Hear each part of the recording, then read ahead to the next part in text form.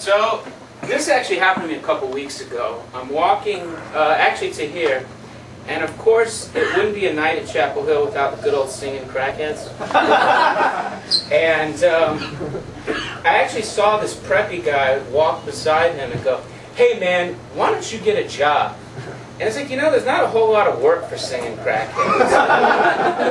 You know, I don't know if it's going to be a Broadway musical or something, but, you know, it's, you know, people do a lot of stupid shit. Like, for example, if Carolina wins tomorrow, don't jump in the fucking fire. I have no sympathy for people who burn their ankles, man. I believe that's Darwinism. Like, the kid who swallows too many marbles doesn't grow up to have more kids. Gotta get rid of those people. And another stupid thing. People who say, hey, if life gives you lemon, make lemonade. It's like, my wife left me. I don't think the amount of lemonade in my refrigerator is really going to help a whole lot. You know, my wife served me divorce papers. What am I supposed to do, make a fucking paper airplane? You know. And another dumb thing that happens here sometimes, if you pull the bathroom handle door, and it's locked, don't knock. It's not like there's some underground speakeasy or something. Like, oh, okay, come on in. Turn on the hot water, it'll turn into like this, you know, secret lair.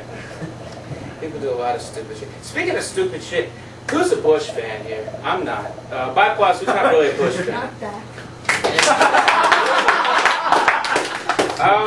He has done one good thing. In the last few years, drive-by shootings have gone down a lot. And I think a lot of that is because gas prices are so high. People just don't have the same, it's like, yo, let's ride on that fool. Nah, man, just wait till he comes back next week. You can have like carpool shootings and stuff like that. And we talk about politics. You know, we're in this new thing about electing actors. And I'm like, if we're going to do that, let's elect some good actors. That's why I thought Christopher Walken for president. Because he would scare the shit out of other countries. He'd be like, Iraq, listen, if you continue on this course of action, I'd have no choice but to do some damage you won't away from. And he can even help you with little stuff, you know, like, so why is it that Skittles are individually wrapped, yet to taste the fruit rainbow of Starburst, I have to go through layers and layers of wrapper? This doesn't make any sense. One thing I don't like about politics is how they like to blame everything, like violence in schools, on video games. Like, I graduated during the Mortal Kombat era, and I think the first time someone got into a fight and said, hey, motherfucker, nothing happened, I think they probably figured out that you still got to hit the gym. But video games have gotten even more violent. Like, I remember playing Grand Theft Auto Vice City with my younger brother. And I'm like, well, why are we killing a cop while raping a prostitute, while stealing a car, while listening to Duran Duran? And he's like, because you get more points that way. While we're talking about porn, one big difference between Chapel Hill and Durham is Durham has porn stores. So if you go to the porn store, it's a lot more comfortable, so I've heard, because everyone there is just as nasty as you are. You know, it's like, oh, Reverend Smith, how are you? Whereas Chapel Hill has just Vizart, and they just have that one little gypsy porn section.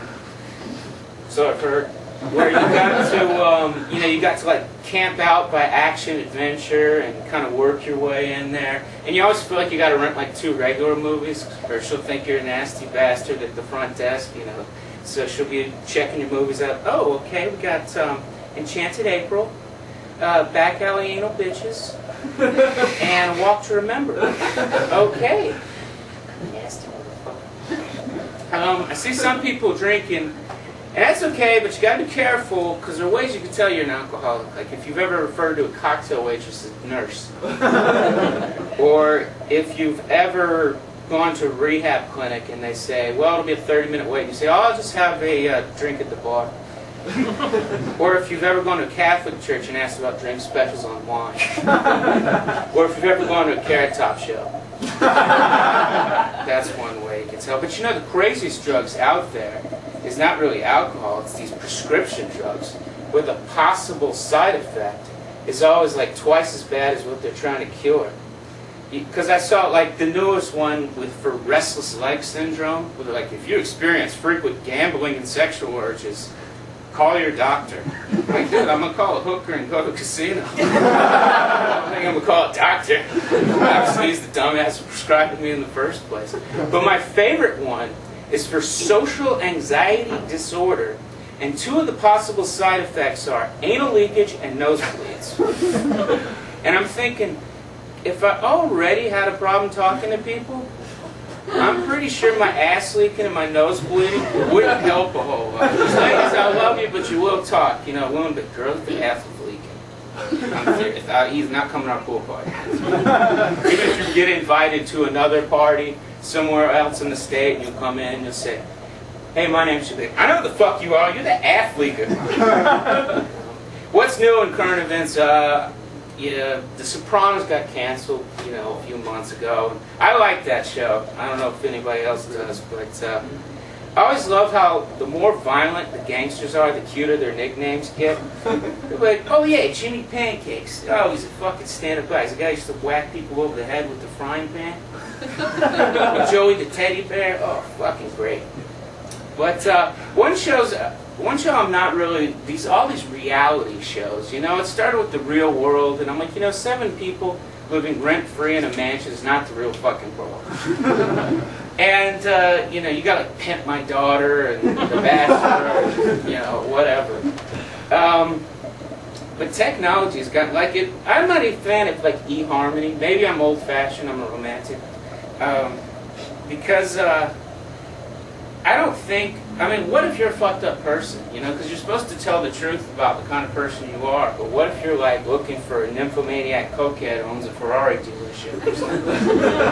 You know, I still haven't gotten a hit back on that. And when we talk about romance, you know, Valentine's Day was a month ago, and it was weird. I actually rent part of a house from a 9-year-old woman, and she actually gave me Valentine's Day candy. And we haven't had sex for months. I mean, I thought that was a little creepy.